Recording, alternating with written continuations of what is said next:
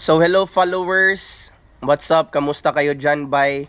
So just quick update, bay, kay basically nagpa-lasik manggug ko surgery sa akong mata. So kita ninyo akong mata, bay, hubag pa kaayo.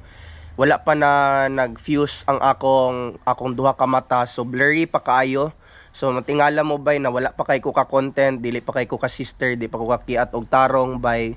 Mao na siya, and then gikan po og kalintura. So good atong pag paunsa na ko lasik, bay, napog ko'y colds ato. So karon nag-fight twice, nag-fight ang ako, na-divide ang attention sa akong lawas sa pag-fight sa akong sarili. So karon nagatuob ko karon ano, para sa akong ilong pod, para tanggal po dayon ang sipon.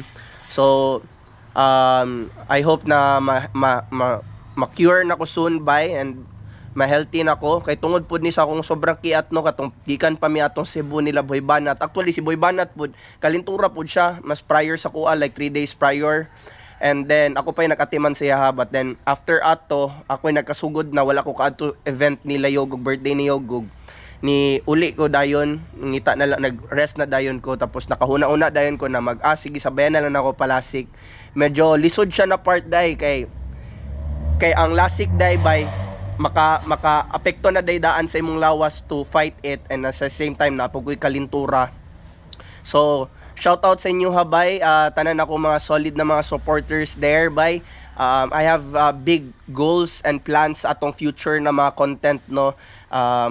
To padayon ra gyapon atong kiat kana mga yaga-yaga, but at the same time butngan po na akong informational. So akong YouTube pod na anay AdSense, so excited na ako sa akong long term, by, and akong website pod, hapit na pod akong website pod. So ginakuti-kuti na lang nako para dito pod makabaligya ko.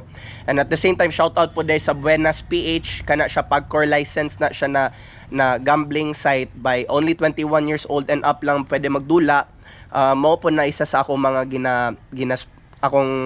gina-promote di ay. So shout out sa inyo ha, salamat kayo sa journey. Nadiri akong amigo, and sige kita ra tapuhon amping sa inyo ha.